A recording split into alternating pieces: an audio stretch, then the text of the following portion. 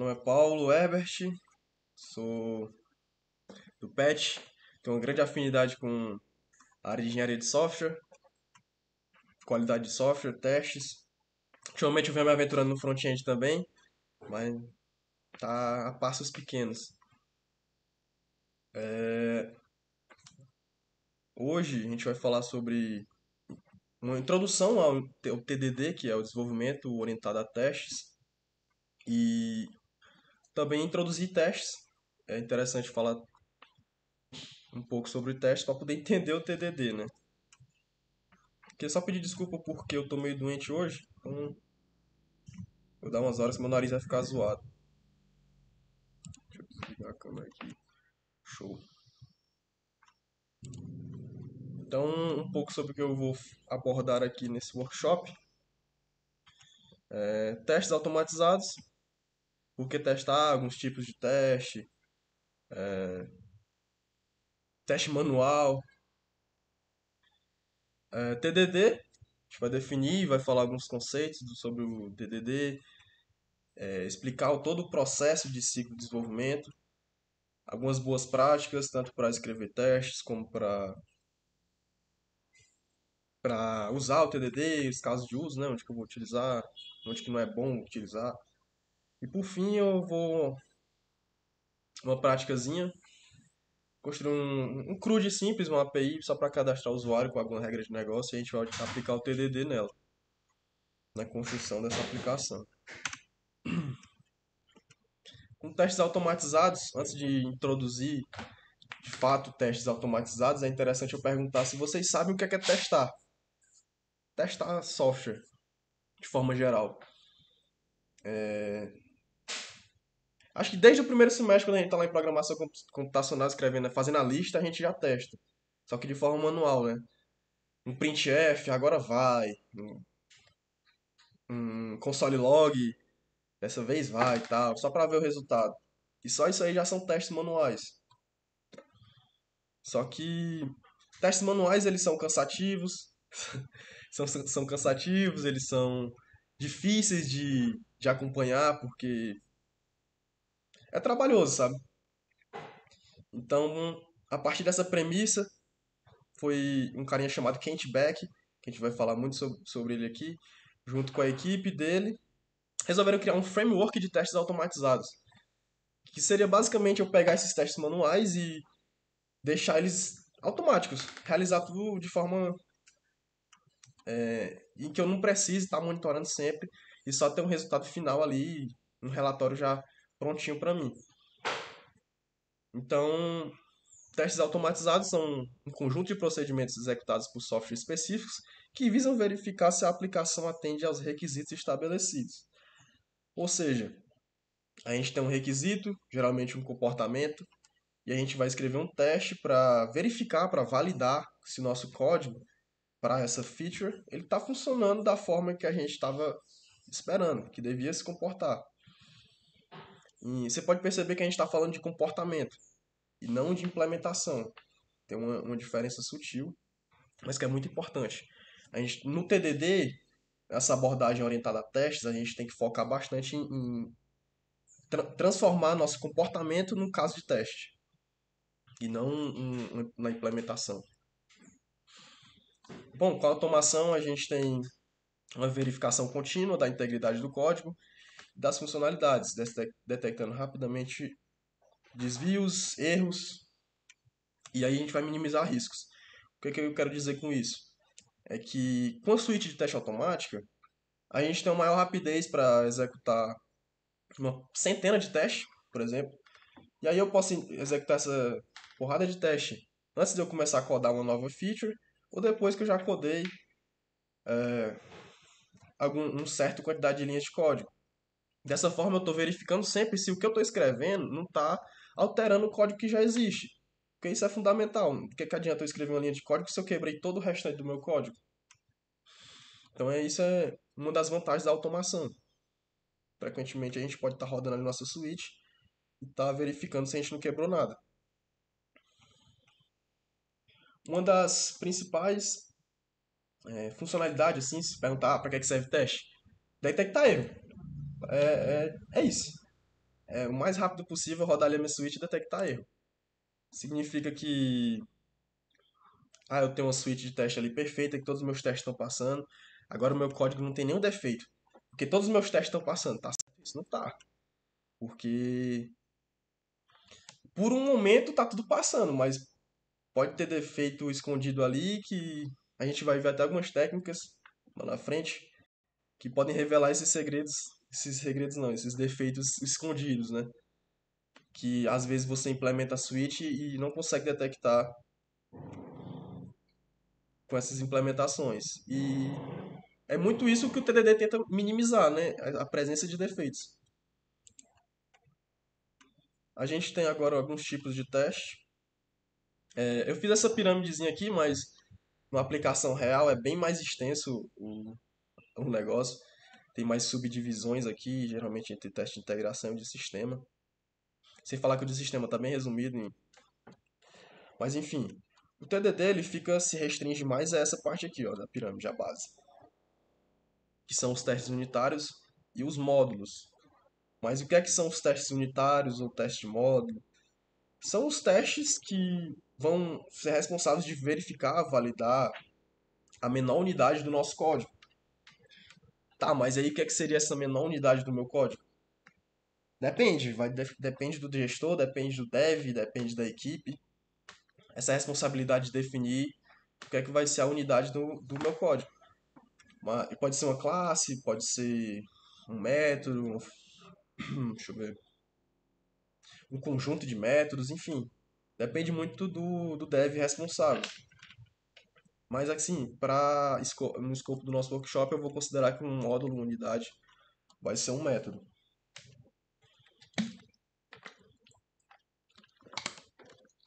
Eles são o de maior presença na aplicação e basicamente a gente vai trabalhar com teste unitário o tempo todo no TDD.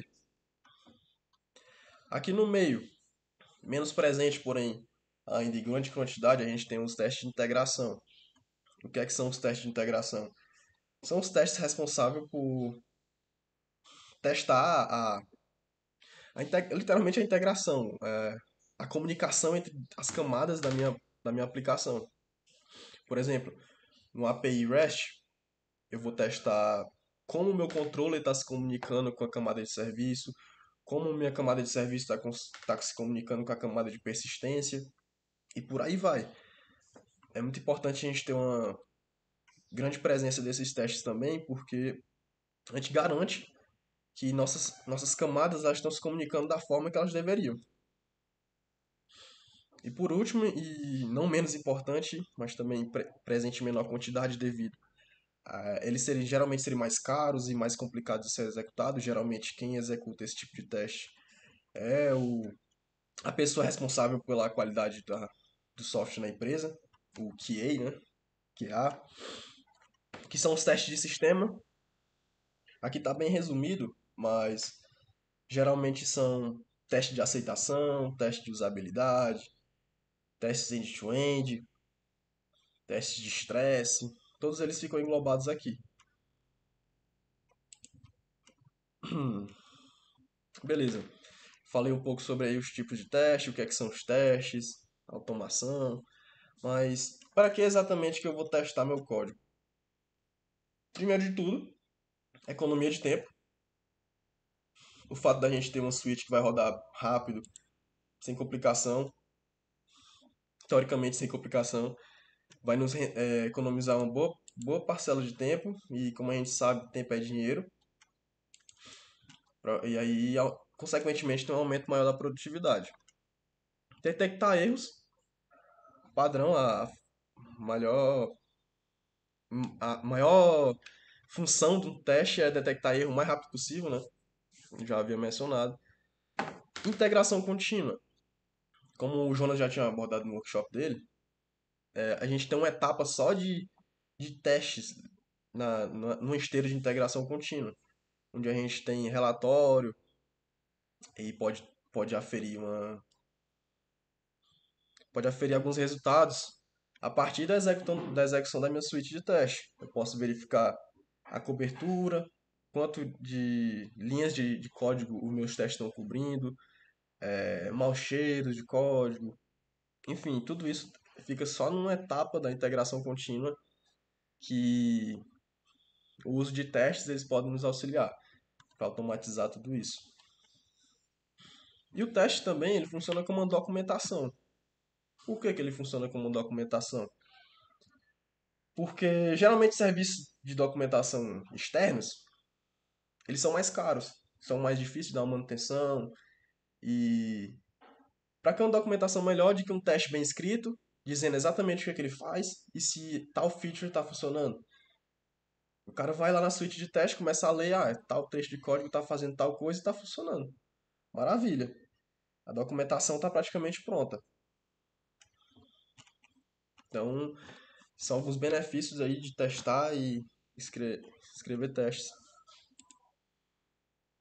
Então agora a gente tem algumas boas práticas na hora de escrever os testes, que é primordial que a gente siga isso aqui, porque não faz sentido ter testes que não são independentes, por exemplo. Um teste que dependa do resultado de outro para validar o seu comportamento não faz sentido quando a gente fala de testes unitários, onde que a gente tem um único cenário para validar. Não tem como a gente escrever testes que são dependentes do resultado um do outro. Então isso é uma das maiores boas práticas que é necessário a gente adotar. Além do isolamento, cada teste tem que ser isolado um do outro, né? O resultado de um não pode afetar o outro, eles não podem compartilhar dados entre si, enfim. Cenário único, cenário único seria sobre o comportamento, né? Um teste ele só validar um comportamento por vez, por exemplo. Eu tenho ali um cenário de criar um usuário e eu quero fazer um teste para validar se está criando meu usuário. Então só vou criar pro cenário, eu vou só criar um teste para o cenário de criar um usuário. Eu não vou criar um usuário e atualizar e aí um só teste eu escrevo um monte de coisa para validar se ele está criando e atualizando, porque é um excesso de responsabilidade, sabe? A gente está testando duas coisas em um só. É uma boa prática a gente seguir, dividir bem ali as responsabilidades e tal. Previsibilidade seria mais como a gente bater o olho no teste, a gente conseguir ver o que é que ele tá executando, qual é a função dele, que também está bem ligado com a legibilidade e a clareza, que é a forma que eles são escritos. Se eles estão seguindo ali o clean code, né? Até mesmo para escrever o teste, né? É legal a gente adotar umas boas práticas de código limpo. Vamos dar bons nomes para nomear bem as variáveis, evitar muito código que se repete, né? Esse tipo de coisa. Então, é legal a gente manter a legibilidade e a clareza na hora de escrever um teste unitário. Falando de ferramenta, eu consegui citar umas aqui. Não sei se a galera conhece, acho que provavelmente quem já tem mais familiaridade aí com o teste unitário, principalmente em Java, deve conhecer todas. O JUnit 5 é responsável por a gente, basicamente vai executar os testes unitários, né, nossa suite de testes unitários. O JMeter são para testes não funcionais e ele não se restringe apenas ao Java, tá? Ele é escrito em Java, mas está disponível em várias outras linguagens. O que é que eu quero dizer quando eu falo testes não funcionais? Quando a gente não está testando a funcionalidade do código mesmo, sim, se ele está, como que ele está se comportando, como os testes de estresse, né, que vai ver o quanto a minha aplicação suporta, teste de aceitação, teste end-to-end, enfim. Tem também o Selenium, que é um framework utilizado para, se não me engano, na parte de navegação, para automatizar esse processo desde o navegador até a interação com a API, enfim. É mais um para testes end-to-end.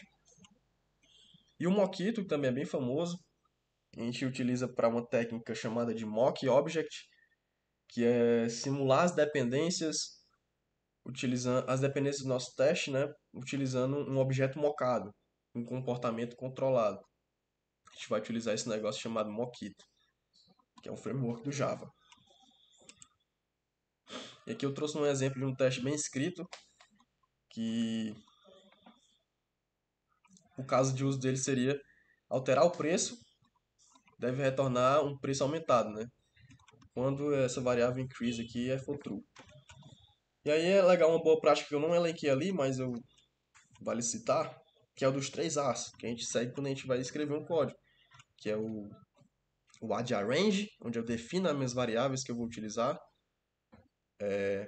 No caso aqui, nessa primeira linha, a gente está definindo que o preço esperado é 60. E aí o segundo A seria o act, eu executo a ação, então eu estou chamando aqui a entidade que eu estou testando e o método change price, né? Seria a minha ação. E aqui na terceira linha eu estou verificando o terceiro A é o assert, né? Então eu estou verificando se o resultado aqui da minha função que eu acabei de executar foi igual ao que eu estava esperando. Basicamente esse é o padrão de 3 As que a gente segue. E essa aqui é a carinha de um teste unitário. Tem essa notação, é um método void. E aí a gente pode fazer várias assertions quanto várias definições, várias etapas, né, em cada A, por assim dizendo. E aí a gente chega aqui finalmente no TDD, que é o Test Driven Development. É a sutil arte de quebrar um problema complexo em problemas menores. A definição formal é uma abordagem de desenvolvimento de software que consiste em escrever testes antes do código. Então, não é um padrão de codificação, não é uma forma de totalmente diferente de um design de escrever testes, mas sim uma abordagem, onde a gente vai escrever testes antes de começar a escrever código em produção. A gente vai pensar primeiro como a gente vai escrever a funcionalidade e só depois escrever um teste para ela. E aí, no final, meu objetivo vai ser passar esse teste. Ela é baseada num ciclo, que esse ciclo aqui é a base do TDD, a gente vai falar sobre ele já já. Então, constantemente eu vou estar executando esse ciclo, basicamente. Toda hora, a cada nova feature, a cada coisa que eu quiser implementar, eu vou utilizar desse ciclo aqui do TDD. Como eu havia falado, é uma forma de encarar problemas complexos. E o TDD ele foi criado pelo Kent Beck, que é um cara referência aí na literatura relacionada à engenharia de software. Foi o pai da Extreme Programming, né, que é uma metodologia ágil. E aí ele fez essa abordagem de desenvolvimento para facilitar a vida do desenvolvedor. Evitar, como ele mesmo diz, ele fala que é para evitar o estresse. E aí tem muita gente que fala também que com o TDD você programa até bêbado, que a única coisa que você tem que fazer é fazer com que o teste fique verde. Então aqui eu tenho um ciclo do TDD e começa aqui, ó, no vermelho. O que é que significa o vermelho? Para quem não tem pouca afinidade, uma suíte de teste ela tem duas cores basicamente, que é o vermelho e o verde. O vermelho se o teste está quebrado, não passou, e o verde quando o nosso teste está passando, beleza, está tudo ok. Então basicamente a representação das cores é essa simbologia. A gente vai iniciar aqui no vermelho, escrevendo um teste que isso quando eu não tenho nada, eu quero começar a escrever uma feature do zero. Eu vou escrever um teste para essa feature que eu sei que ele vai falhar. É por isso que é a etapa do red. Ele tem que falhar. Só que ele tem que falhar de uma forma que eu entenda por que ele está falhando. Não é eu escrever ali e ele deu uma falha, oxe, por que ele falhou? Não é assim.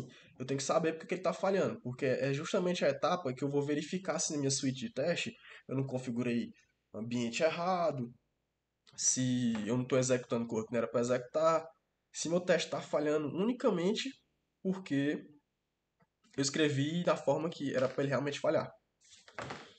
Beleza, escrevi um teste que falhou.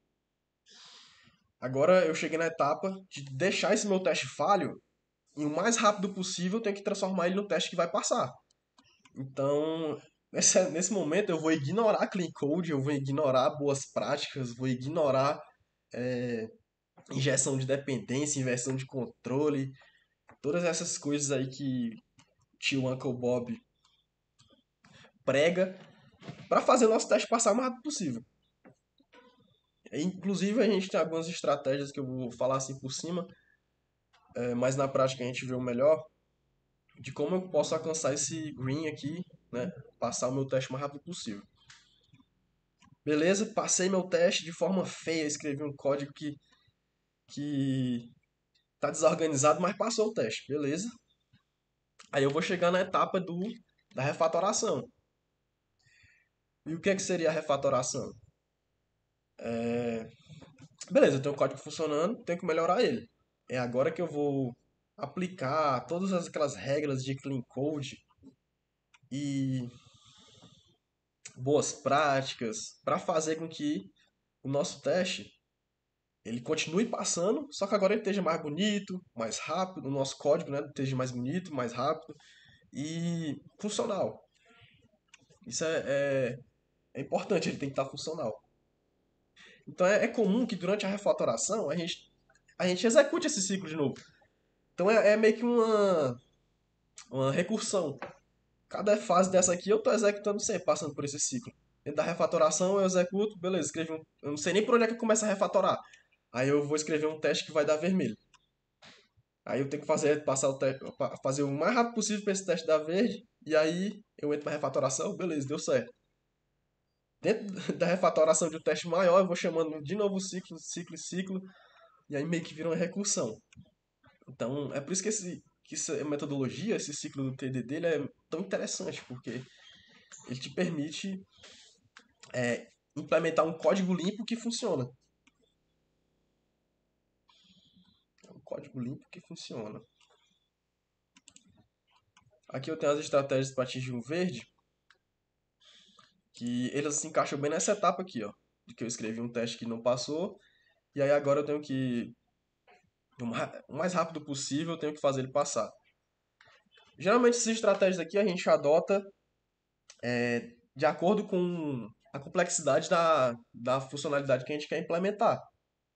Se eu tenho uma funcionalidade que eu não faço ideia por onde que eu começo, eu vou utilizar essa abordagem aqui, que eu vou enganar o teste. Então eu vou escrevendo meu teste e vou utilizando dados mocados, constantes, passando ali mesmo os valores ali já hard code, né? Os valores. E aí, conforme eu vou avançando, executando minha suite de teste, o teste vai, eu vou tendo progresso, eu vou ver que eu vou substituindo, né, esses valores que eu coloquei hard code pelas variáveis certinha, pelo resultado das funções, enfim. Essa é uma estratégia que a gente aplica geralmente quando a gente está meio perdido ali, não sabe nem para onde ir, que é o enganar o teste. E aí até a implementação óbvia, que é o extremo, é o oposto completo. Quando tu já sabe para onde é que tu vai começar a fazer essa feature, tu não quer ficar perdendo muito tempo, tu já basicamente tá no próprio nome. Tu já vai escrever direto o código necessário para passar o teu teste. E aí, e aí tu vai atingir o verde, usando da implementação óbvia. Só que geralmente, cara, a implementação óbvia, ela é bem enganosa, né? E quantas vezes a gente vai escrever uma coisa sabendo que ela vai dar certo e aí na hora tu toma um teste que falhou ali, isso aí é frustrante. É aí é que inclusive o Kent Beck, o autor do livro, ele fala, o TDD ele tá nisso, ele te permite controlar os passos em que você tá guiando, a forma que você tá, a velocidade que você tá testando. Você pode ir tanto devagarzinho, tanto como bem rápido, acelerado e ter eficiência na hora de produzir teu código. E por último eu tenho a triangulação, que é como se fosse um meio termo ali, mas também tá mais para features em que eu não sei muito bem para onde ir, que são é meio que eu escrever um teste e durante o momento que eu estou escrevendo esse teste, eu travei e aí eu escrevo um teste para passar nesse teste que eu travei. É tipo isso. É a recursão infinita do ciclo do TDD.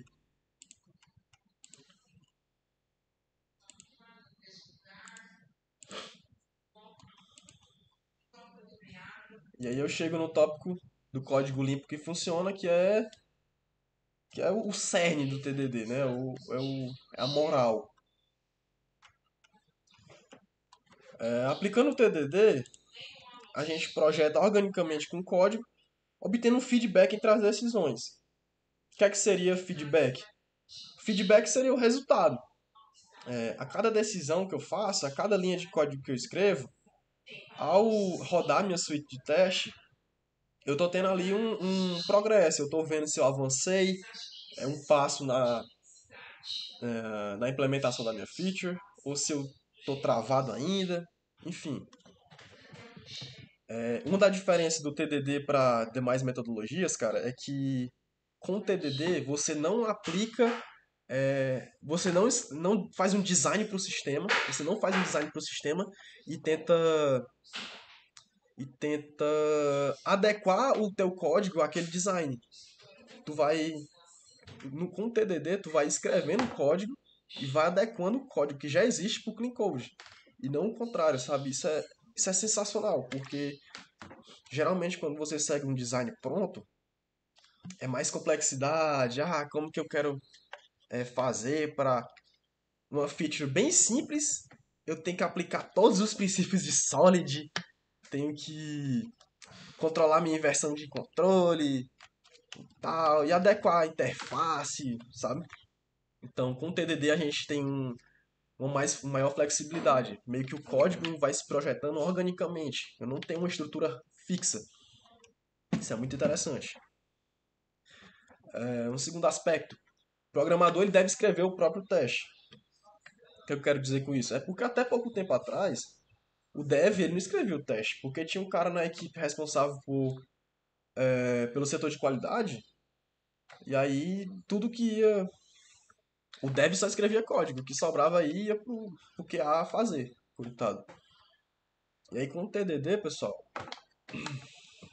a gente teve uma melhora na relação do QA e do dev.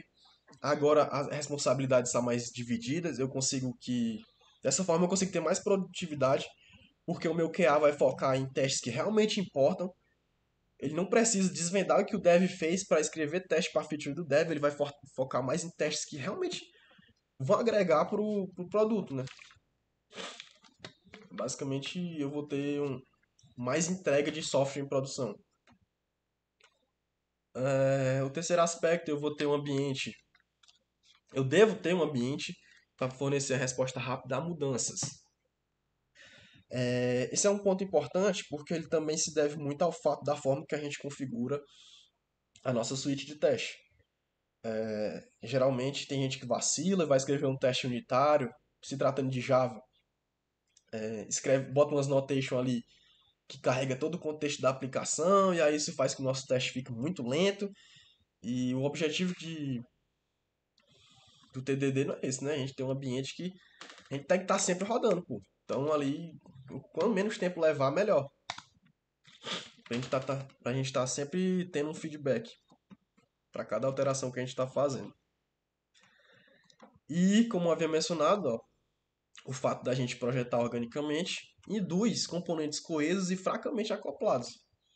Ou seja, eu não preciso pensar nisso antes, eu não preciso pensar no design do meu código, porque com o TDD, no momento da refatoração, eu já vou estar aplicando clean code, e aí meus componentes eles vão estar independentes um do outro, vai facilitar na hora de eu escrever um teste, eu não vou ter é, eles fortemente acoplados, um serviço dependendo de outro fortemente.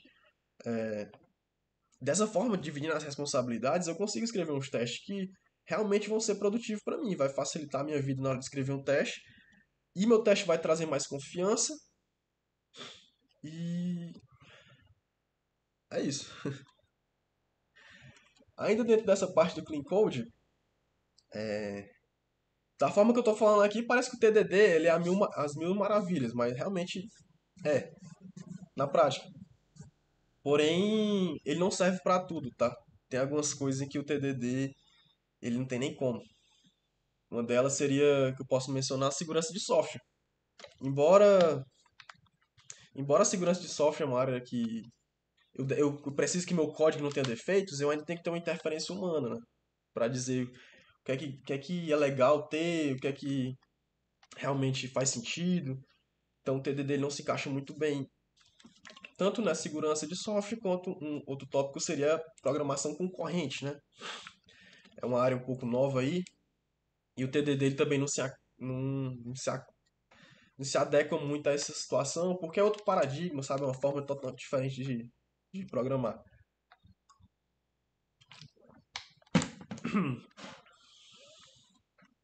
Ainda dentro desse tópico, é importante ressaltar que a gente, mesmo escrevendo um código limpo e que funciona, a gente não vai ter as mil maravilhas, né? Não vai ser o melhor código possível que eu vou ter ali no momento da minha refatoração. Porque, cara, é inviável. A gente tem que botar na balança, né? O que é melhor? Eu tenho um sistema de todo adaptado, que tá, o design dele tá escalável, me permite crescer ele infinitamente e eu nunca crescer esse sistema, ou eu tenho um sistema que ele está sendo projetado, tá bonito, tá seguro. Se eu quiser implementar uma feature, eu não vou ter trabalho, porque eu tenho uma suite de teste que está cobrindo todas as outras, então qualquer deslize que eu cometer, ela vai identificar. Refatorar é muito mais fácil, porque, de novo, minha suite de teste está cobrindo os pontos críticos do meu código. Os pontos que eu queria refatorar e a forma que eu escrevi com clean code vai facilitar muito a minha vida na hora de realizar a refatoração. Então meio que a gente põe na balança, né? Embora a gente não tenha o código mais limpo do mundo, a gente vai ter o código limpo que funciona. Então meio que o TDD ele segue uma ordem, né? Primeiro a gente tem que fazer funcionar, fazer funcionar e depois a gente limpa, deixa o código limpo.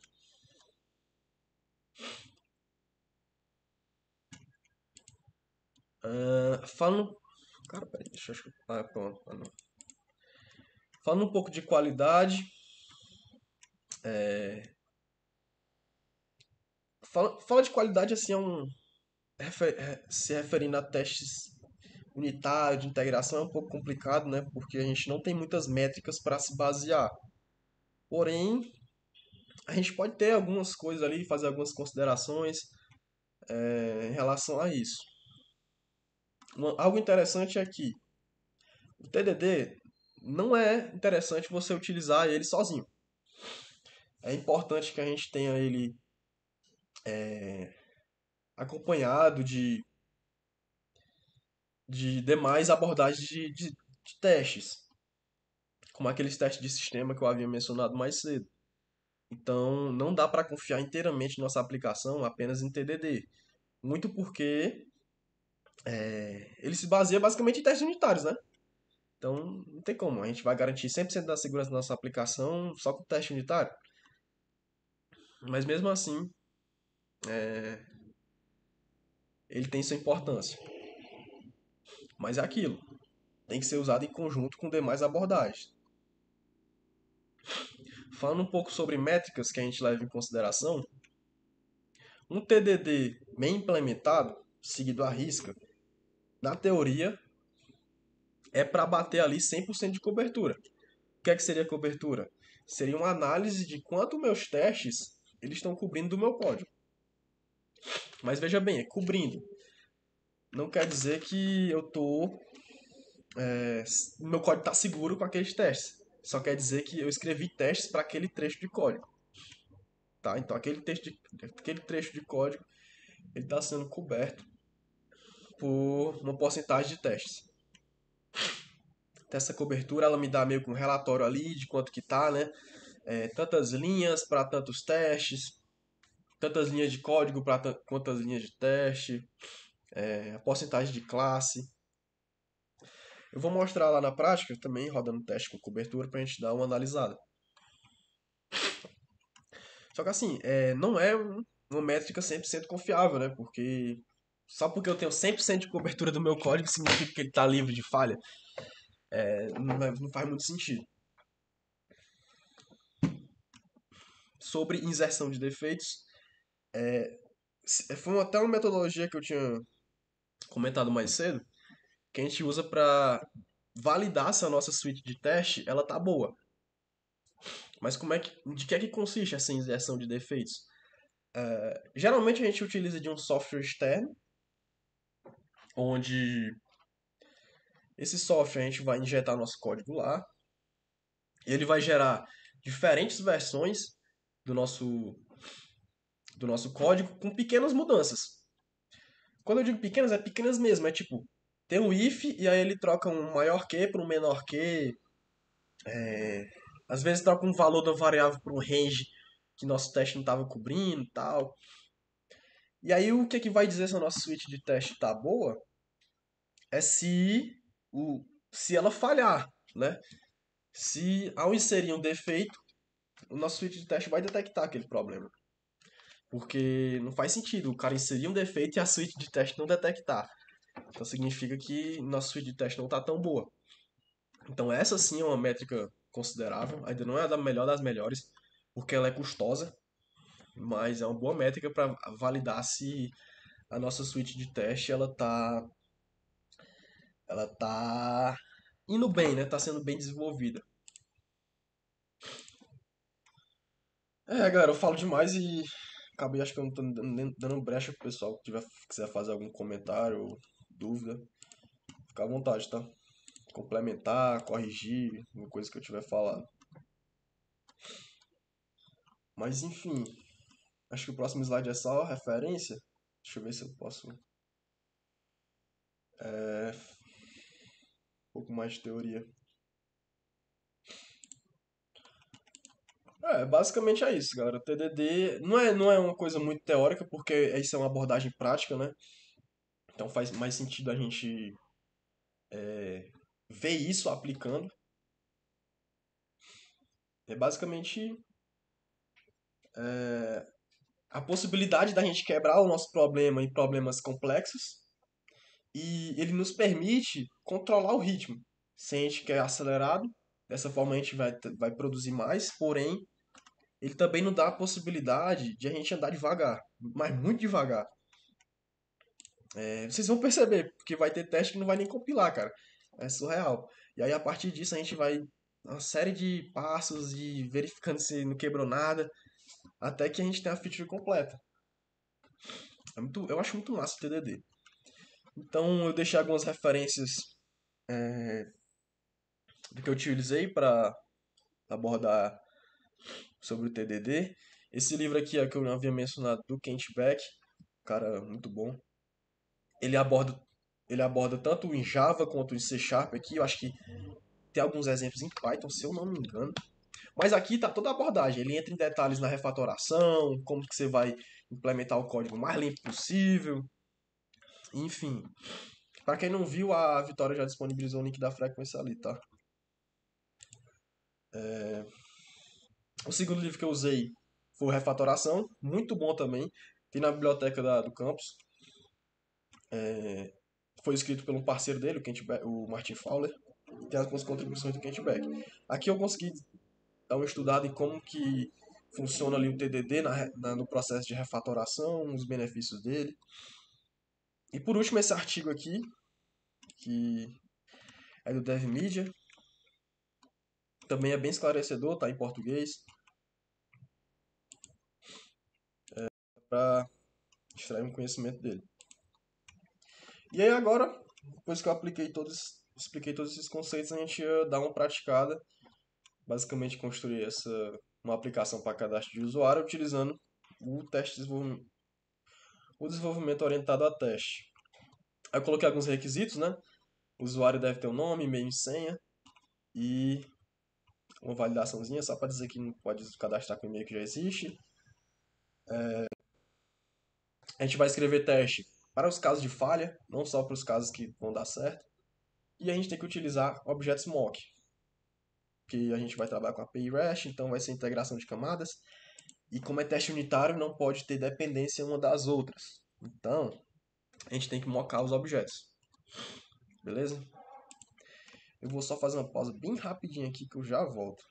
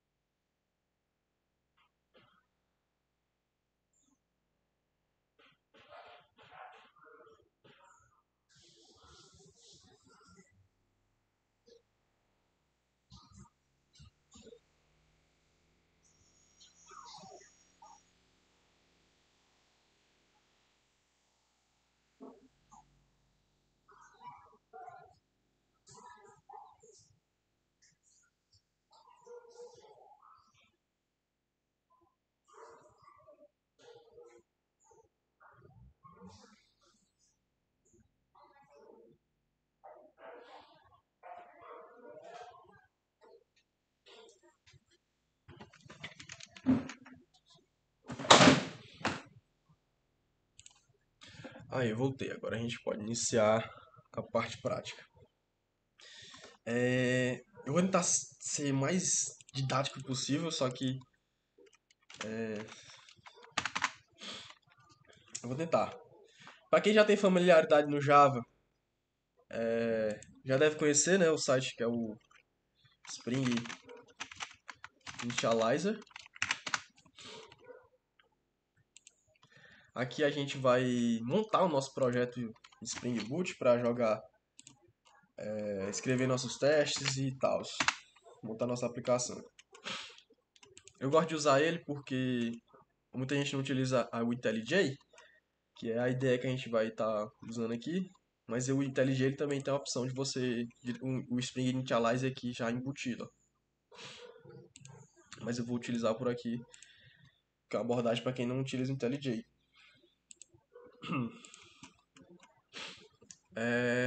Aqui no project você vai deixar no Maven, que é o gerenciador de dependências, linguagem Java. Aqui deixa na versão padrão, que eu posso deixar testes em workshop, artifact, .ph, demo, testes. Java 17 e .jar mesmo, tá? E agora que é a parte mais importante, a gente vai adicionar umas dependências aqui. Eu gosto de utilizar o Lombok. O Lombok deixa o nosso código um pouco menos verboso. Quem reclama do Java aí. Spring Web é a dependência que a gente vai ter, porque meio que já vai estar todas as dependências que a gente vai utilizar aqui embutido dentro dele. Acho que é basicamente só essas duas. Deixa eu ver se vai ter mais. Security, não. DataJPA também, tá? Vou pôr H2, mas acho que não vai nem precisar.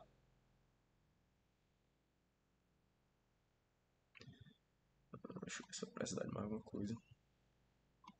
Acredito que não. Pronto. Então, beleza. São basicamente essas dependências aqui, ó. Spring Web, contém tudo que a gente vai precisar. O JPA, H2 e o Lombok. Tudo certinho, a gente vai dar um generate. Ele vai gerar esse arquivo aqui pra mim. Vou dar só um extrair aqui, ó. Pronto, tá todo montado aqui. Eu vou pegar esse aqui e vou jogar lá na minha parte do projeto.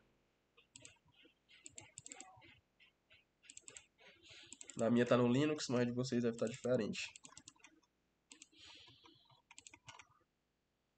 Se vocês se perderem, não se preocupe, porque tá tudo gravado.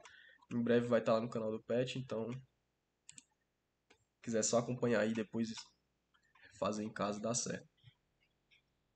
Acho que foi isso aqui, né? Não, mentira, foi esse.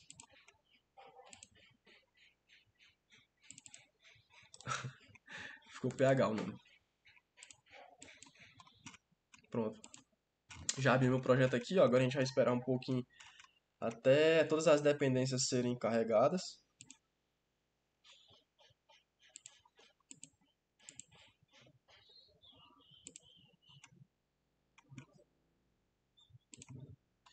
Enquanto isso, ele tá só carregando as nossas dependências pra gente começar a codar. Eita, o que eu fiz aí? Ó, a gente pode ver que a nossa aplicação só tem uma main aqui. Acho que tá pequeno. Deixa eu só aumentar um pouco a fonte aqui.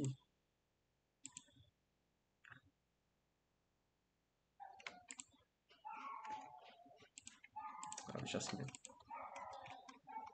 Pronto, já indexou tudo, agora a gente já pode começar, né?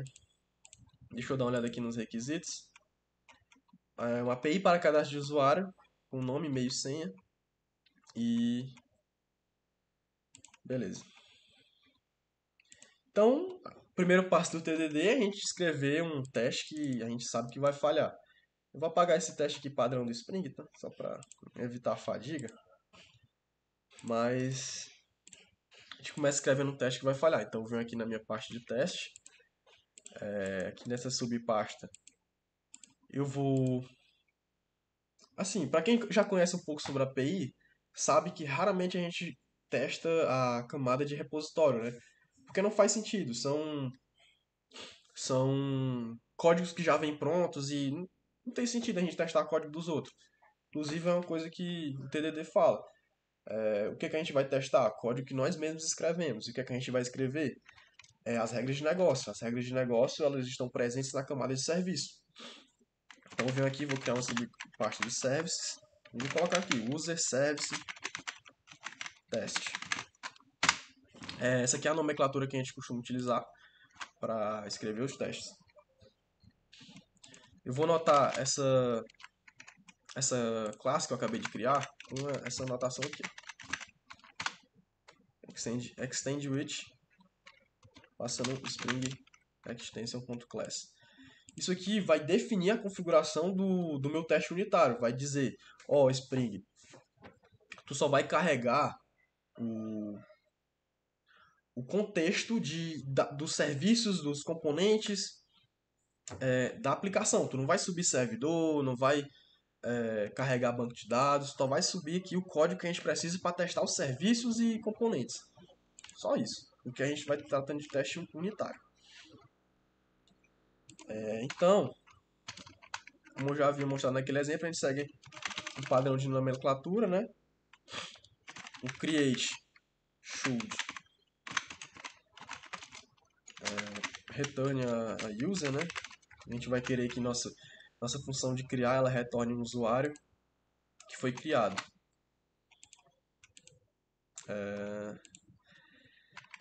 E aí eu começo a descrever como é que eu vou querer a minha feature. E isso eu não escrevi nada ainda, nenhum trecho de código sobre como é que vai ser, mas seria algo como, eu vou ter um usuário, user, igual ao novo usuário e tal, aquela verbosidade toda do Java. E aí meu usuário, ele vai ter que ter nome, e-mail e senha. Então eu vou ter meio que um user.set name, passando o nome do rapaz, será Paulo. Vou ter um user.set e-mail.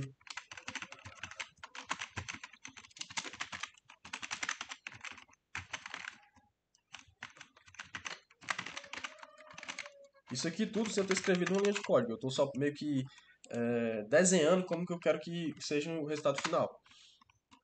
Beleza. Então a gente vai ter um usuário que vai ter um nome, e-mail, uma senha. E aí eu vou chamar uma classe de user service, né?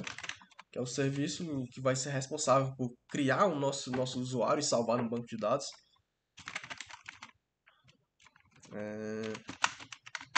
New user service. E eu já vou escrevendo tudo aqui, como se eu estivesse programando mesmo já no ponto. E aí meu user service eu vou ter um método chamado, sei lá, userService.create user, passando o nosso usuário ali. Então basicamente seguindo aquele mesmo padrão que eu tinha falado dos 3 As, né? Esse aqui é o arrange, a gente preparou nossas variáveis que vão ser utilizadas no teste. No caso, isso aqui entraria aqui também. Isso aqui seria o segundo A de act. A gente definiu a ação do nosso teste. E por último, seria as assert, que eu vou fazer as validações, né? Assert equals, o que é que eu posso verificar aqui, o que é que eu posso validar no meu teste? Melhor, eu posso fazer o seguinte, user, created user, né? Para eu pegar o usuário que foi criado, eu verifico, created user, calma aí, deixa eu importar aqui.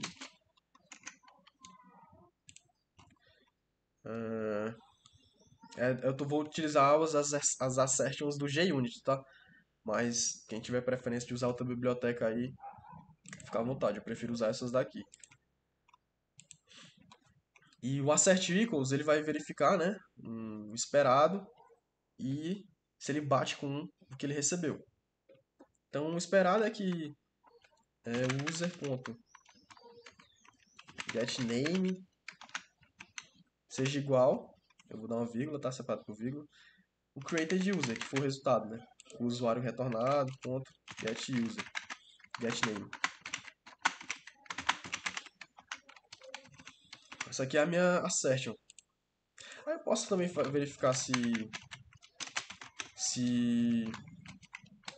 opa, se nosso objeto que retornou aqui dessa função não foi nula, não foi um objeto nulo. Passa aqui o created user. E por aí vai. Beleza, já escrevi ali o meu teste que eu sei que vai falhar. E aí eu pergunto pra vocês. Vocês sabem me dizer por que esse teste vai falhar? Esqueci dessa anotaçãozinha aqui, tá? Enfim. Eu vou rodar minha suíte de teste agora e a gente vai ver, né? A primeira etapa que é o teste que vai dar errado. Ele tem que dar errado. E tá aí, né? A primeira coisa que a gente obteve foi um vermelho aqui, não tá tão intenso. Mas dá pra ver, ó.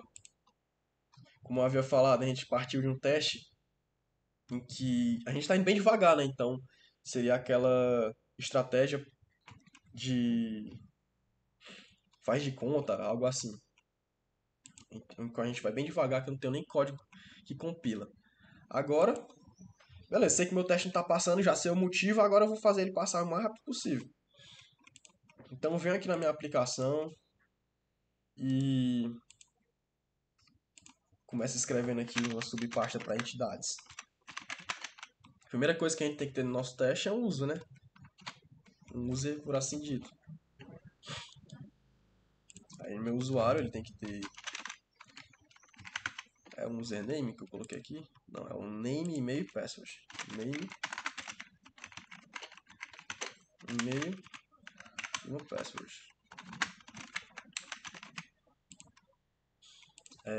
Só que aí a gente tem que definir isso aqui como uma entidade do banco de dados e tal. Dessa forma aqui já funcionaria, já seria o suficiente para passar no teste.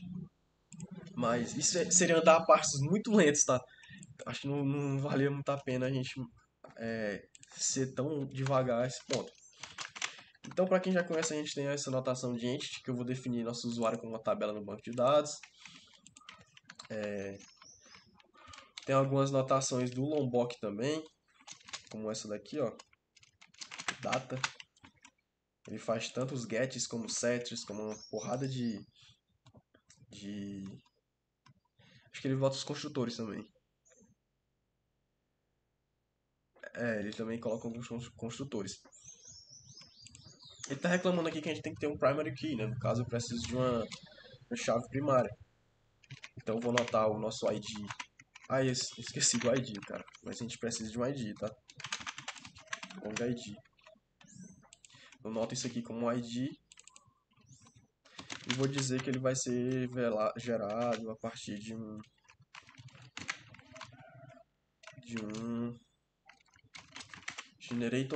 generation type.identity. Ele vai ser sequencial.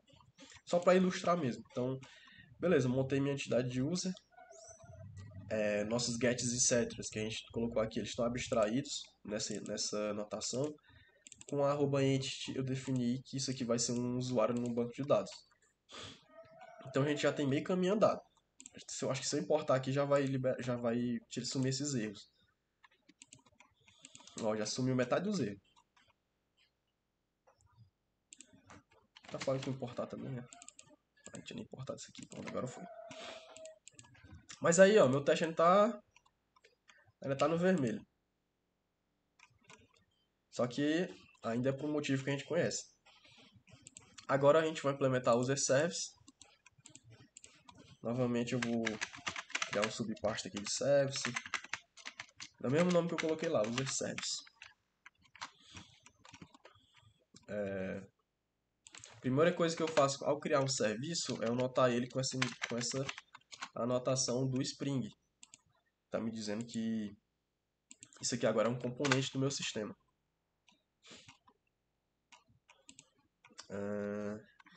E aí dentro da minha user service, eu não vou avançar muito agora, mas eu vou fazer só uma coisa simples, que seria a função de criar, né, o usuário, passando, e ela vai me retornar um nulo, por exemplo. Minha função de criar o usuário, ela não está 100% implementada aqui ainda, tá? É só meio que um mock. Então acho que se eu voltar aqui pro meu teste, deixa eu fechar o chat aqui. Agora o user service está aparecendo aqui. Sim, olhando aqui, não tem mais nenhum problema de coisa, então o teste deveria passar, né? E a gente obteve uma incrível barra vermelha. Porque ele estava esperando um objeto retornado not null aqui, né? Perfeito, a gente verificou que não tem mais nenhum problema de ambiente. Obtemos o vermelho, que realmente é o vermelho que faz sentido. A gente colocou o nulo aqui, né? E viu lá que o teste não passou. Beleza, então como é que a gente vai fazer para esse teste passar? Eu vou ter que definir o meu repositório. Aqui, ó. Vamos lá, certo. User repository. O que é o repository, para quem não está familiarizado? O repository, ele é a camada que vai ser responsável por persistir meus dados, buscar os dados no banco, pegar os dados da service e jogar lá no banco de dados. Só que eu não criei nada ainda, né? Então eu vou ter que ir lá no, no meu código aqui e vou lá de novo. Repositories, ponto, user repository. No caso, isso aqui é uma interface, né? Particularidade do Java. E a gente vai só estender aqui o JPA repository. Aí aqui ele pede a entidade que a gente está do repositório, né? O user e o ID dela, o tipo do ID.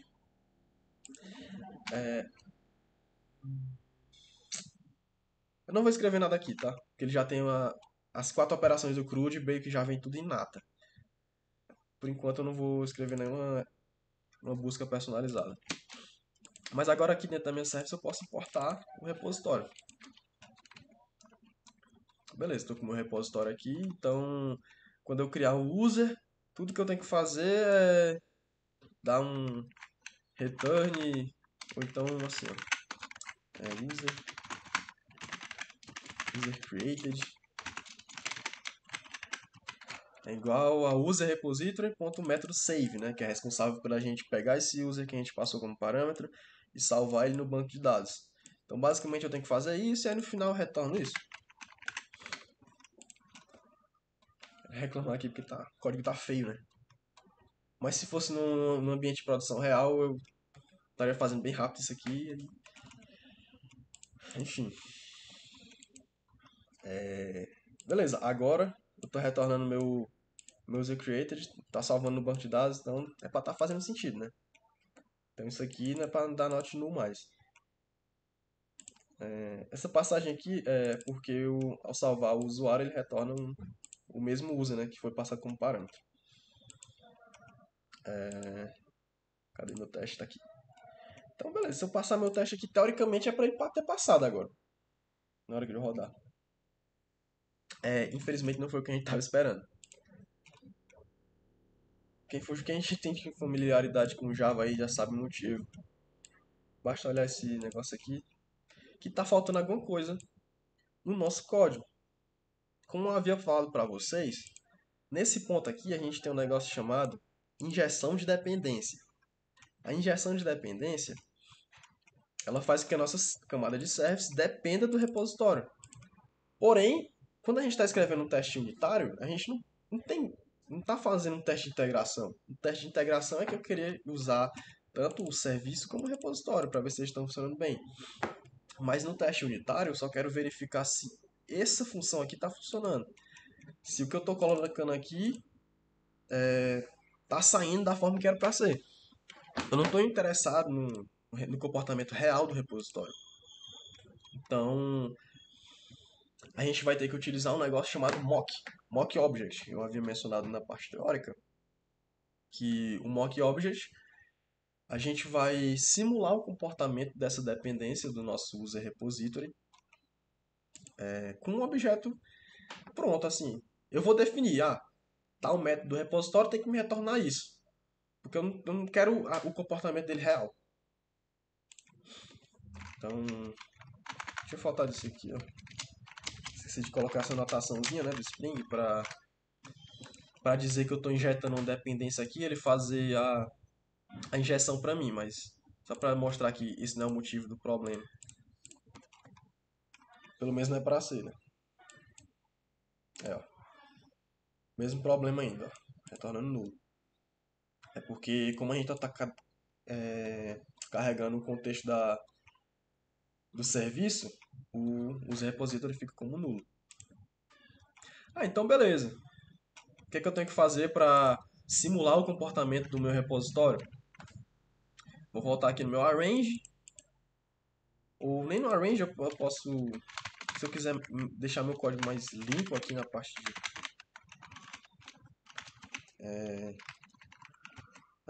de testes, eu posso criar uma função que vai ser executada sempre antes de cada teste. Então eu só uso essa anotação aqui, ó, for each.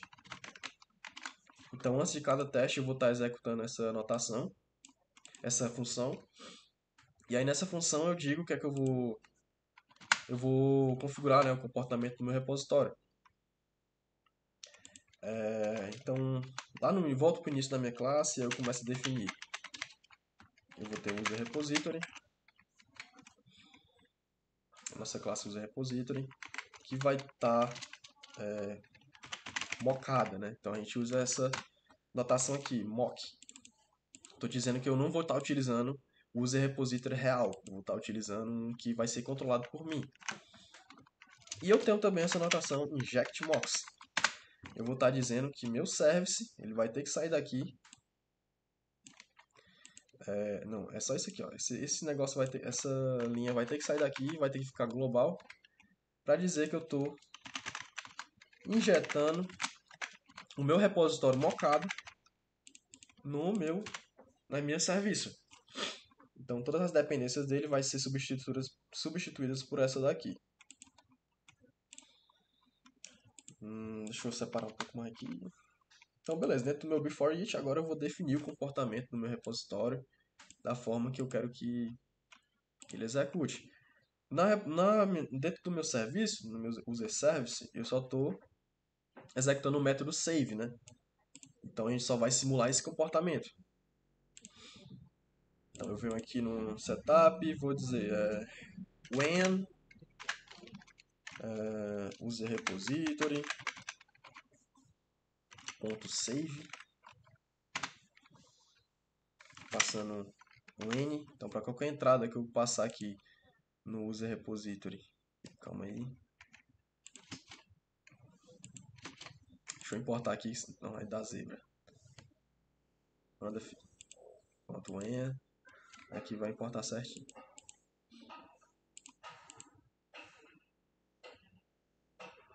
Beleza. Então para qualquer user, né, que eu colocar aqui para salvar, ele vai me retornar, que é o ponto .den return, um usuário que eu posso deixar já definido aqui. De user.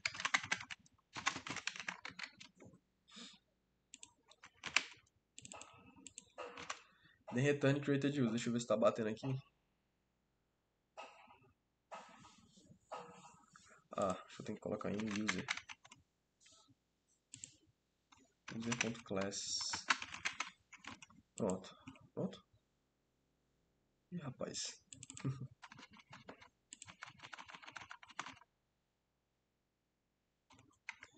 Acho que tá faltando um aqui, ó. Pronto.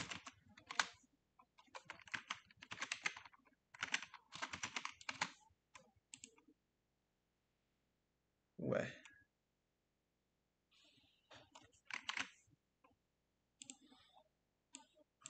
Calma aí, deixa eu ver o que tá rolando. Main user repository. Ponto save. Aí eu passo. Acho que é porque eu tava usando um N errado. Pô. Tem que ter cuidado, muito cuidado com essas importações, cara, porque os nomes são tudo parecidos. E acaba que acontece uma dessa. Eu importo um negócio que nem era.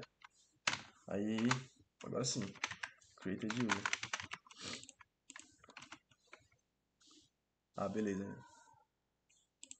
Oh, meu Deus. É bem return. Pronto.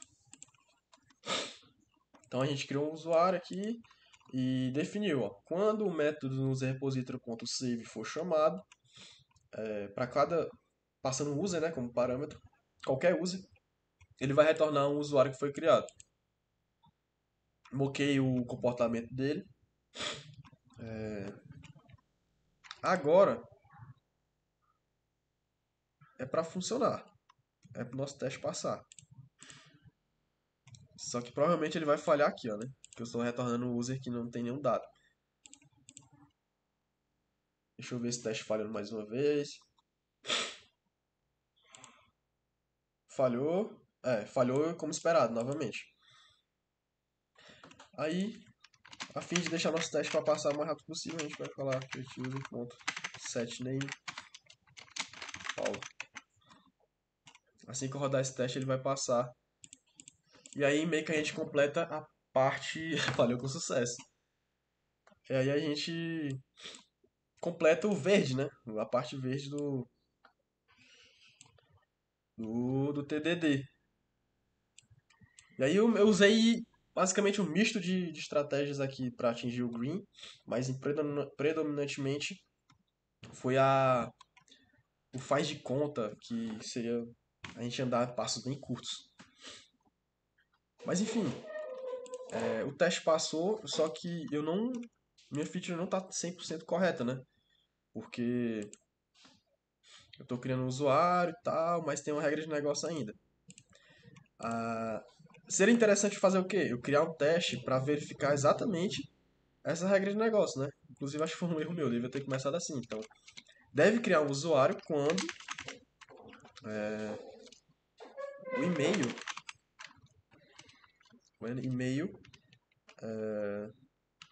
not registered, por exemplo. Agora está um teste mais robusto. Ele deve criar um usuário quando o e-mail do usuário não tiver registrado. E aí que eu venho nas minhas sessions e falo o seguinte, session not no create user, o nome, quando falo o seguinte,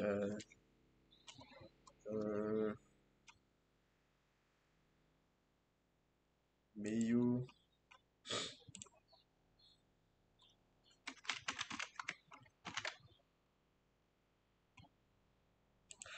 No caso ele vai passar para esse caso de teste, né?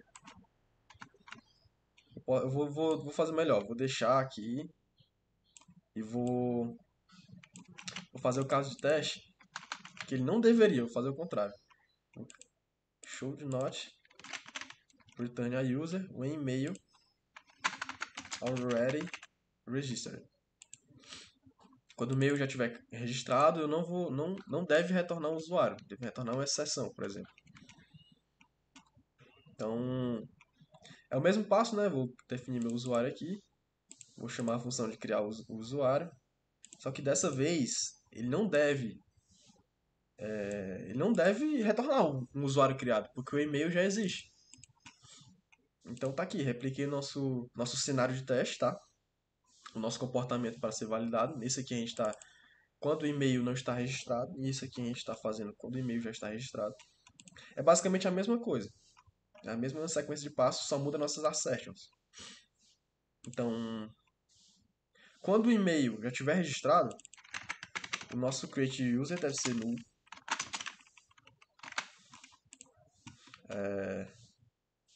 E, consequentemente, isso aqui não faz mais sentido, né? Se nosso negócio vai ser nulo, o nosso retorno vai ser nulo, não tem por que a gente verificar isso. E a gente pode usar essa função chamada verify, que é do Mockito, para a gente verificar se nosso repositório foi chamado alguma vez. Então eu posso falar, ó, quando for executada essa função, o repository, ele não pode, o método de save, né, para salvar o usuário, não pode ser executado. Porque se ele tivesse sido executado, significa que eu salvei o meu usuário no banco de dados, sendo que ele não deveria ter feito isso. Porque o e-mail dele já está cadastrado. Então, use repository.save. Deixa eu colocar aqui N de novo, né? N user class. Vamos verificar. Calma aí, não é aqui. A sintaxe do verify é assim, ó. Eu passo a entidade que eu o mock, né? A entidade que eu moquei e a verificação. Aí eu posso falar assim, ó, user repository não é para ter executado nenhuma vez. Never. Aqui, ó. Never. E acho que errei de novo. Esse import aqui, ó. Mockit.never. Ponto. Aí agora sim, eu digo que o método do user repository. N user class. Bom, então aqui basicamente eu estou verificando se o nosso método do save ele não foi executado. Porque no nosso caso de teste, nesse cenário aqui, ele não realmente não é para estar acontecendo isso. Então, ó, eu normalmente já escrevi meu teste e não mexi aqui na minha user service, tá? Do mesmo jeito. Só escrevi o teste para saber nossa nova feature que a gente vai implementar, né? Que é a do e-mail. Rodei aqui, tomei logo um vermelho, como esperado. Primeiro, a primeira fase, né, do TDD, que é o red. E ele tá me falando assim, cara, eu tava esperando um nulo aqui nessa assertion e acabou que tu me retornou um usuário, que significa que meio que foi criado, né, um usuário no banco de dados. Então, pô, nosso teste não tá passando não, cara.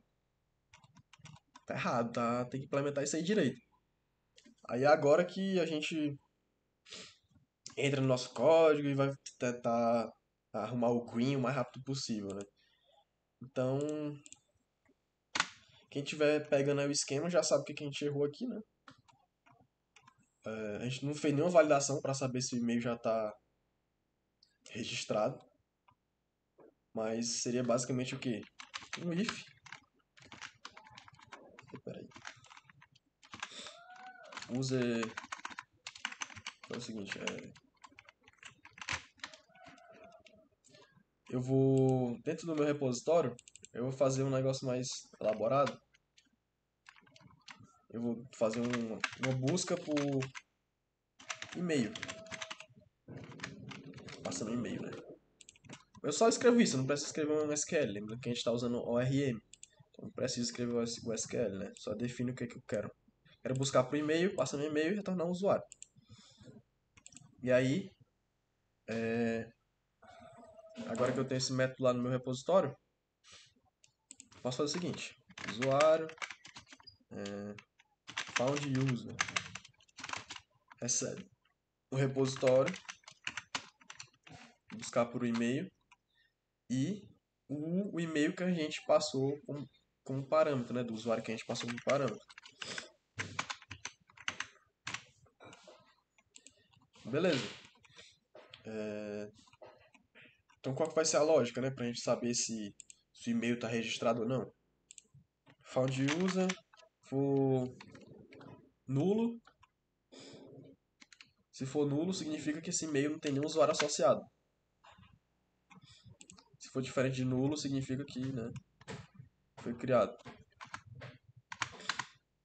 Eu vou pôr igual a nulo, e aí a gente já... Não, é diferente de nulo. Diferente de nulo mesmo. E aí a gente lança uma exceção.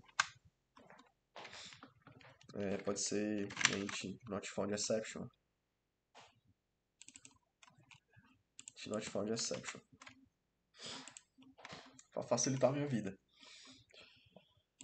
No caso de quando eu fazer essa requisição aqui, o usuário já existe, né, com esse e-mail. Beleza. Então, se for diferente de nulo, eu lanço a exceção. Se não for, ele vai criar o meu usuário normalmente. Então, provavelmente agora quando a gente executar o teste, ele deve passar. Não passou, deixa eu ver por que foi. Ele ainda está retornando o usuário. Então significa que eu errei algum ponto aqui.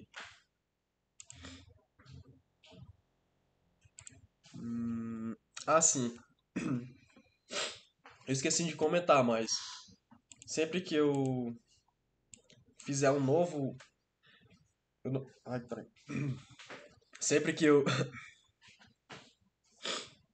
Sempre que eu definir um novo método, eu não posso esquecer de definir o comportamento dele aqui na minha classe de teste, né? Igual a gente fez aqui com o repository.save. Então aqui novamente eu vou fazer bem parecido com esse. Usei repository.find by e-mail. E aí, eu posso definir qualquer e-mail que eu passar aqui, né? nstring, ó. Aí eu retorno um user criado. Na verdade, acho que vai ser mais interessante a gente colocar isso aqui, nesse caso, aqui dentro do teste mesmo, tá? Porque como é específico, né, vai variar de cada teste, eu acho que é mais interessante a gente deixar aqui. Então, beleza. Dentro do cenário em que a gente quer que o e-mail já está registrado, quando a gente der um find by e-mail para qualquer nome que a gente passar, então ele tem que retornar um usuário que já existe. Eu posso fazer o seguinte, posso user, existente user, né? Só colocar aqui new user. Aí, se eu quiser posso definir alguns props aí, mas não precisa não. Aí eu vou retornar esse existente user. Então agora sim, agora a gente definiu o comportamento do find by e-mail. Então, teoricamente, de rodar esse teste é para ele funcionar.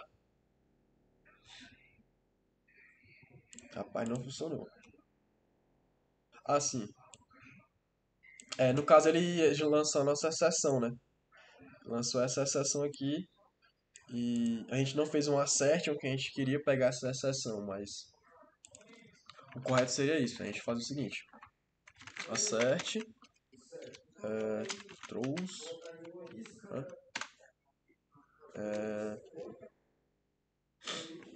entity not found exception, entity not found exception, e tem essa expressão lambda que a gente vai jogar essa create user nela, viu? Então agora vai ficar dessa forma aqui. Deixa eu ver o que tá errado. Só aqui. Agora nós não tem como mais ter o created user aqui. Aí fica. A gente não consegue mais ter o created user no caso. Porque a gente só tá verificando se a nossa exception vai ser lançada. Se for lançado uma exception, tudo que vier abaixo dela vai ser nulo, né? O método vai retornar um negócio nulo. Então, agora que a gente rodar isso aqui, ó, nosso teste vai passar.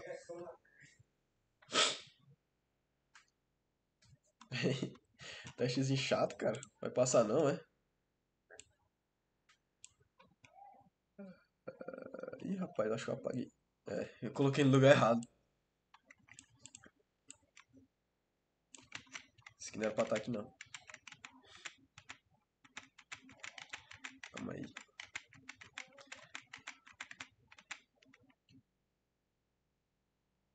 É aqui, ó. Ela vem pra cá. Eu tinha colocado no primeiro caso. Mas eu quero testar no caso de baixo. Então, tem como isso aqui não some. E isso aqui também some. Agora vai dar certo. No caso, o verify ainda continua, peraí. Pronto. Agora sim, ó. O que é que eu tô verificando? Se vai ser lançada a Not Found Exception, como a gente está esperando. Aqui. Essa exceção tem que ser lançada quando a gente buscar o e-mail. E eu estou verificando se o nosso método de salvar a entidade lá no banco de dados ele não vai ser executado nenhuma vez. Agora sim. Agora ele tem que passar. E finalmente ele passou, a gente chegou na fase do green. Mas é só por causa de alguns deslizes mesmo, tá? E aí, galera, depois do green, continuando o ciclo, a gente tem a refatoração, né? Que, que seria o próximo estágio. Mas antes eu vou só executar aqui a suíte de teste de novo. Inclusive é uma boa prática, a gente sempre está executando para ver se não quebrou nada, né? Cada feature que a gente escreve não quebrou nada das outras alterações. Aparentemente não quebrou nada. Tá fazendo sentido aqui. Só que a gente só definiu o comportamento do repositório aqui. Nesse caso aqui a gente não tinha feito, então o nosso teste não está tão bom. Fazendo isso aqui, agora sim eu tenho meio que meu teste completo. Agora eu consegui simular aqui o comportamento do find by e-mail, né? Que nesse cenário aqui a gente não estava simulando ele. Aí quando eu rodar aqui toda a minha suíte de teste novamente vai passar.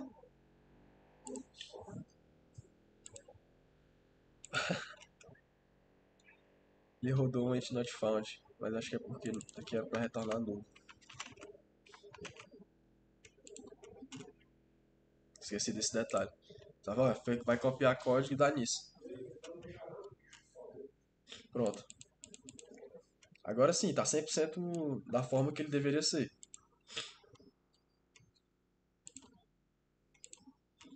Vamos pensar aqui se tá faltando mais alguma coisa. Nome, e-mail e senha.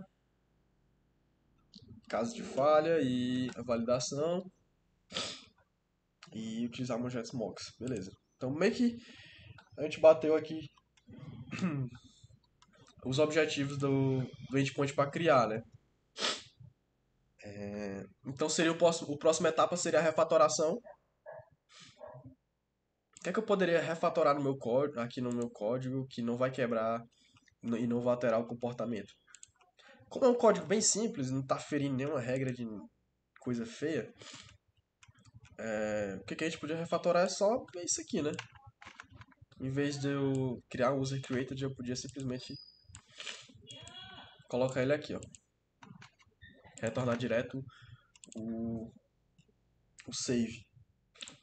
Então, meio que de forma bem simples, essa foi a nossa etapa de refatoração. Agora, quando eu rodar minha suite de teste de novo, é para continuar passando. Aí, ó, continuou passando. E aí, meio que a refatoração foi criada e a gente tem um clean code.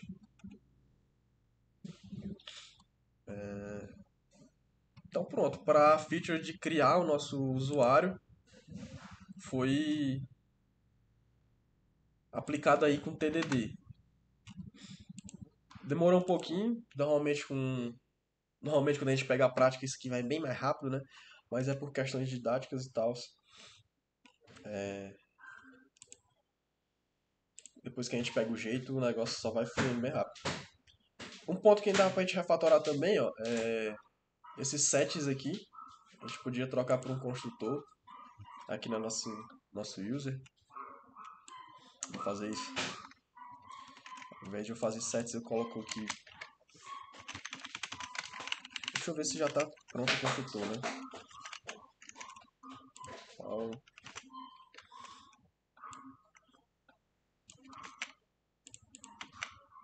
o e-mail e a password. Aí eu apago aqui. Aí lá na minha user eu só digo que eu preciso de um Args Constructor. Alguma coisa difícil. Falta no Args Construtor. Que o JPA pede isso. Beleza, ó. Refatorei meu teste, agora eu tenho um construtor. Normalmente rodando a minha suíte é pra tá passando tudo. Falta só um ponto e vírgula aqui. Agora vai.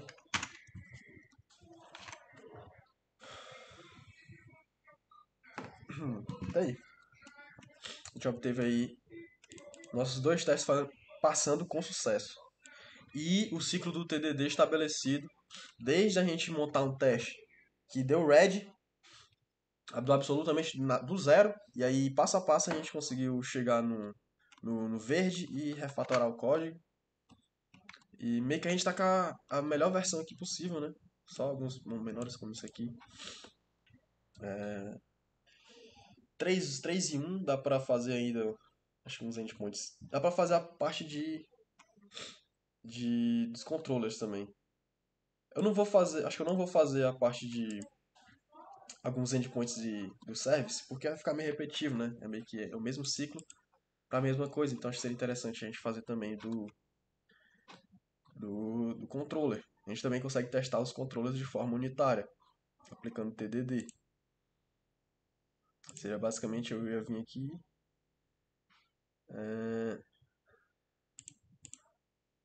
Deixa eu tentar criar uma pasta nova aqui. Seria algo como controllers.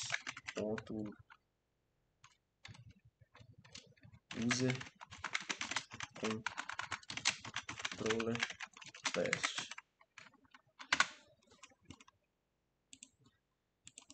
Só para ficar arrumado aqui, ó, a gente vai mover aqui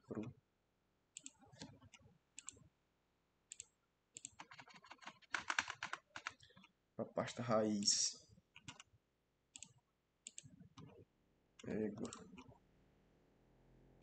Enfim, tá aqui. Tá separado services e controllers. Dentro do meu controller, a notação é diferente que a gente vai utilizar. Deixa eu ver aqui na minha colinha. Essa daqui, ó. Web MVC test. A gente vai dizer o controller que a gente... esse aqui tem que criar logo a classe. Aí deixa aqui. Vai ser essa anotação que a gente vai utilizar para carregar apenas uma versão uma instância do servidor web, para a gente poder testar. Dessa vez a gente não quer carregar os componentes, não quer carregar o repositório, só quer carregar o próprio contexto da aplicação web mesmo, só o servidor web. Porque a gente precisa disso para manter os testes rápidos, não faz sentido carregar todo o contexto. Então, beleza, tem o web MVC test. Então o nosso controller seria create, showed, return, ok, né? Então nossa resposta tem que ser um ok, um 200. Seria basicamente isso que a gente vai validar agora. Para isso, eu vou ter que ter um controller. Seria um user controller. User controller e tal.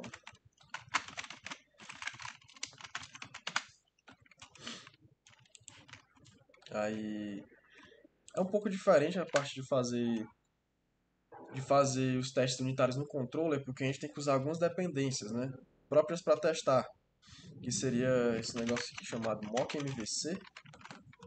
A gente vai usar fazer a requisição a partir dele. E o expect.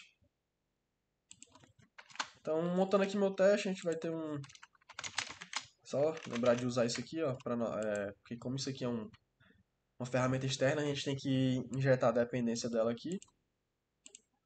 Continuando aqui, primeira fase do TDD, red, definir, né, os passos que meu teste tem que ter, no caso um controller, e após isso eu vou fazer uma chamada no meu endpoint mock-mvc, a gente vai utilizar o perform. Eu vou dar um post lá, ó, um http, deixa eu ver se é isso mesmo, perform, URL, É,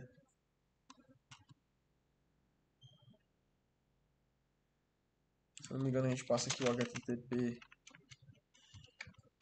methods ponto post, né? Que a gente vai fazer um post nesse endpoint.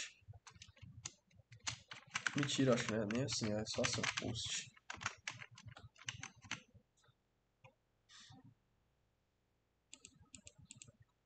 Do mock MVC request builder. É esse métodozinho aqui, ó. Você vai dizer porque a gente vai fazer uma requisição post nesse endpoint aqui. Barra users, por exemplo. Aí o método aqui, esse post, ele requer um... Quem tá me reclamando aqui, cara?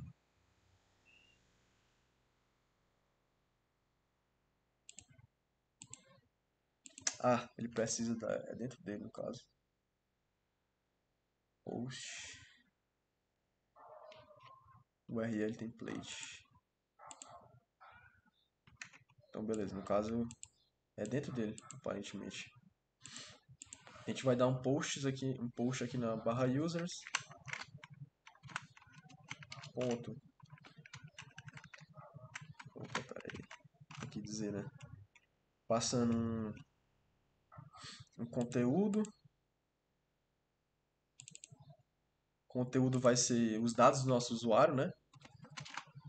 A gente volta aqui novamente. Escreve um usuário igual new user. Só faz a importação. Vou falar, usuário. Ponto. Esqueci que eu posso usar os construtores, né? Deixa eu só copiar aqui dessa que já tem.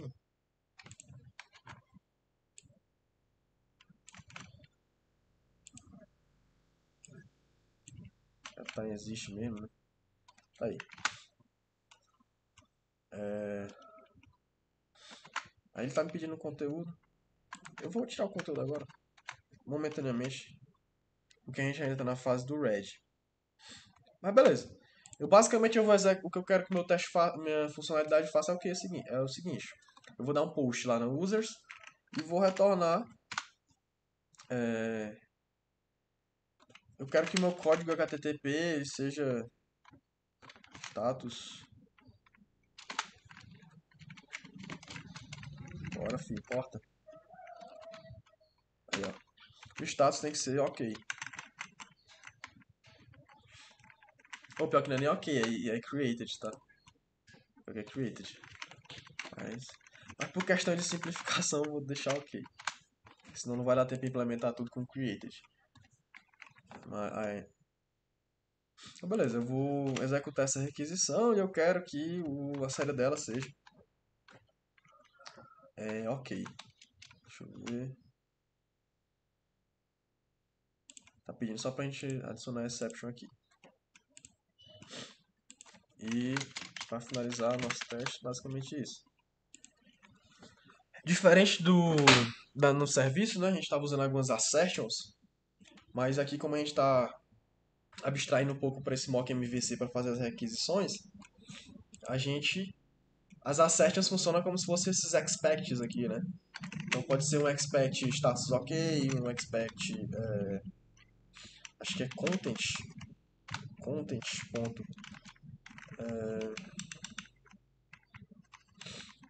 ponto JSON, alguma coisa aqui, deixa eu ver. Posso testar.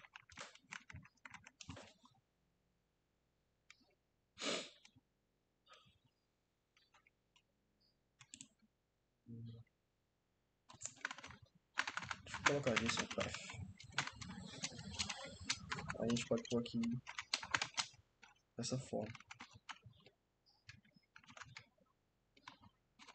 É assim, na verdade.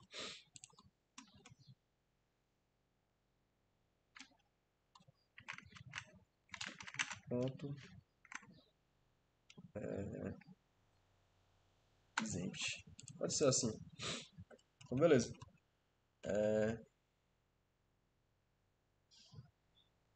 Eu tô fazendo a minha requisição, né? Um post nesse endpoint. E eu espero que a resposta seja um ok, que nosso JSON path lá, o body, seja vazio.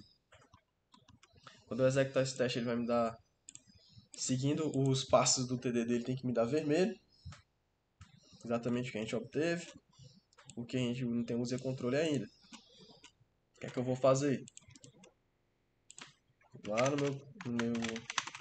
minha aplicação, no meu código em si, eu vou criar o controller, caso use controller. Estamos aqui com o nosso user controller. Vou colocar algumas anotações nele, como a REST controller, e vou dizer que o endpoint utilizado vai ser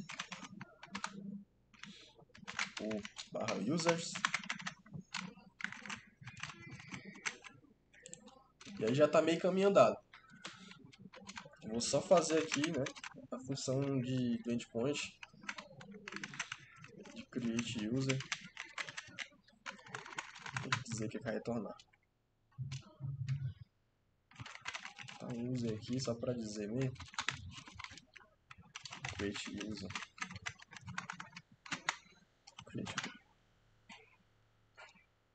Passando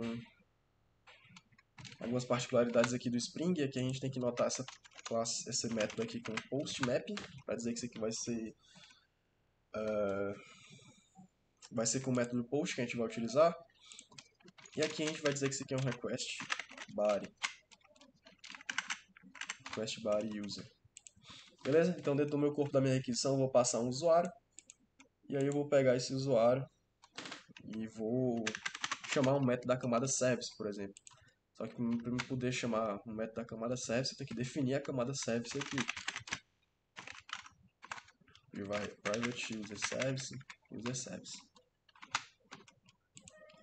E aí vocês já devem estar sabendo que a gente vai cair naquele mesmo esquema da injeção de dependência, né?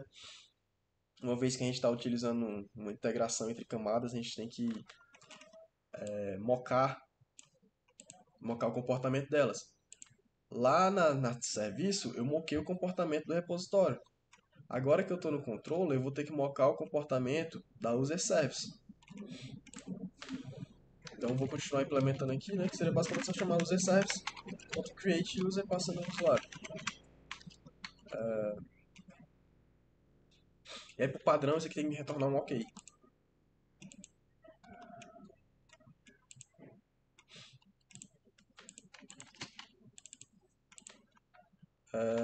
Eu tinha esquecido, mas a gente não pode usar dessa forma aqui. Tá. Foi só meio para definir o que eu precisava criar. Mas dentro desse tipo de teste, eu coloco aqui, ó, o controller, o monitorando. Usei controller.class. Então, beleza. Agora que eu implementei aqui o meu controller, que é para estar funcionando de forma simples, né? Para que ele bater em user aqui, para ele criar um usuário.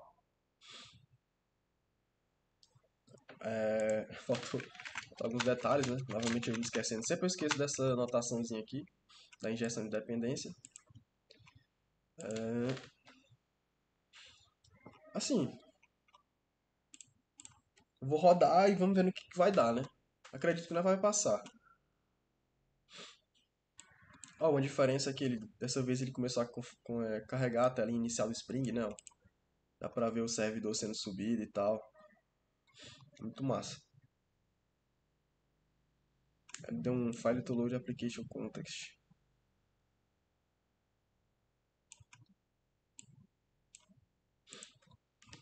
Enfim, tá faltando algumas coisinhas, como a gente tem que definir, né, o comportamento do service agora, igual a gente fez aqui pro repositório. Eita, não é pra ter fechado não. Agora a gente tem que fazer a mesma coisa que a gente fez pro repositório, a gente vai fazer pro service. Só que dessa vez na vez passada eu estava utilizando mock, agora eu vou utilizar o mock bin. A diferença do mock pro mock bin é que o mock a gente usa com tipos primitivos, assim, quando a gente está utilizando mais mockito puro. Agora, quando a gente está nesse caso aqui utilizando uma biblioteca externa aqui, né, como o mock MVC para fazer requisição, está subindo um servidor do Spring, então a gente já está usando o mockito integrado ao Spring. Então a gente vai utilizar essa notação mock bin. Mas ela funciona assim como uma mock. É a mesma coisa, só que ela tem maior compatibilidade. User service. Show de bola. Então aqui novamente eu vou dizer que user service, embaixo do user, né? Então, when user service ponto create user, passando esse user aí, vai me retornar. Deixa eu só importar aqui. Pronto, agora vai me retornar o mesmo user. Tô colocando aqui de forma bem simples, só pra gente ver esse teste funcionando o mais rápido possível, né? Criei o usuário, ele tá me retornando o user, agora a gente definiu o comportamento.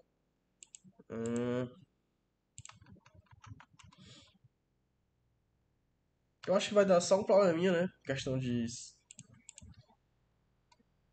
que a gente não tá passando o conteúdo aqui do nosso post. Mas agora aqui, ó, interessante que ele já detectou, a gente não obteve nenhum mais um problema de configuração de ambiente, né? Ele está me mostrando a requisição, ó, os parâmetros utilizados e a resposta do servidor aqui, ó. E aqui está me dizendo que eu estava esperando um OK e ele me retornou um 400. 400 eu acho que é bad request. Então significa que está faltando uma coisa que a gente não passou, que é o o opa, cadê o controller? Que é o request bar aqui do endpoint, né? Não faz sentido. A gente só fez um post vazio. Então, para fazer isso, a gente tem um esqueminha, né? Post.content para definir o conteúdo a ser passado. Só que assim, ele não aceita o objeto direto, né? Não faz sentido. Ele tem que ser em bytes ou como string. Então, para isso, a gente vai usar um macetinho chamado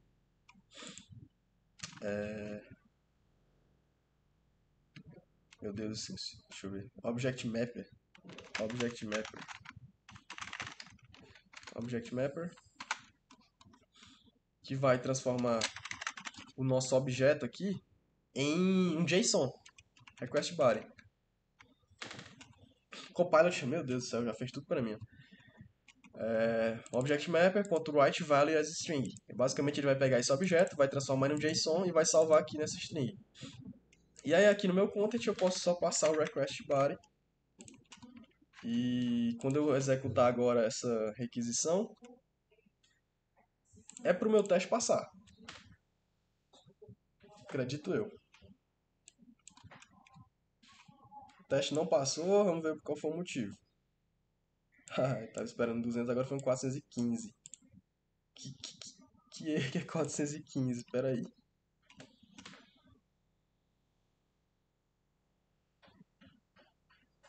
Ah, pronto. Esqueci só de um negócio de dizer, né?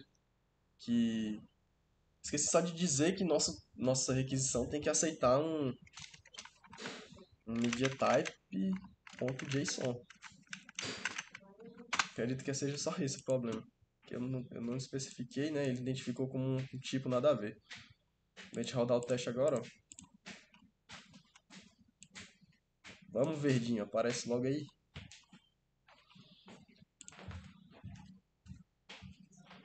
Rapaz, ainda tô obtendo 415. Agora eu não sei por que não. Update strings not supported. Isso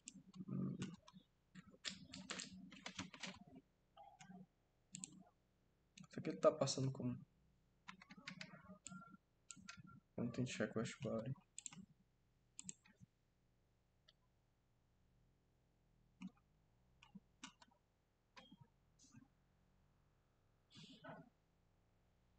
É algum detalhe que eu devo ter esquecido de configurar.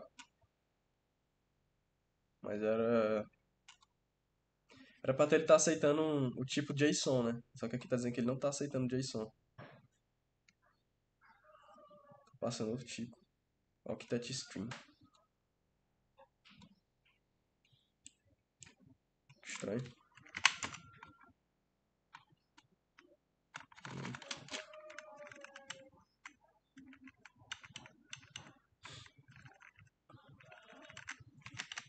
é pra ser isso mesmo. Escrever esse user como um JSON e aí quando colocar aqui. Ah,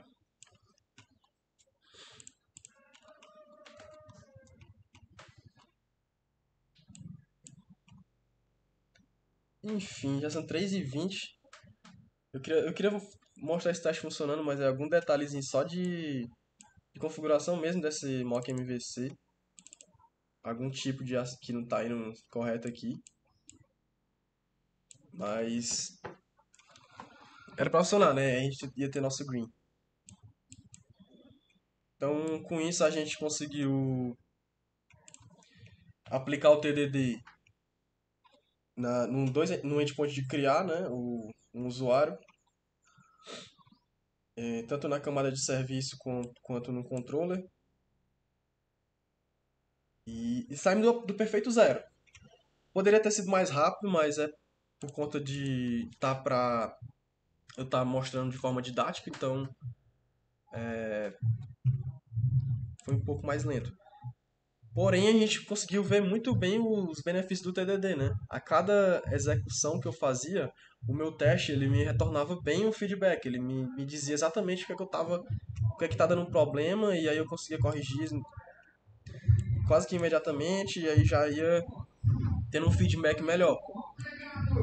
A maior diferença entre escrever testes antes ou escrever um teste depois é isso. É a velocidade com que eu tenho feedback. É eu ter um controle maior sobre o meu progresso. Se eu estou indo no caminho certo, se eu estou demorando demais. Enfim, acho que deu pra. A gente conseguiu construir aqui essa aplicação. O resto aí fica de dever de casa. E o que eu queria mostrar de TDD, basicamente, foi repassado para vocês. Valeu aí, brigadão para quem ficou até o final. E deixa eu mostrar as referências aqui para quem quiser continuar estudando sobre TDD e se aprofundar mais no assunto, beleza?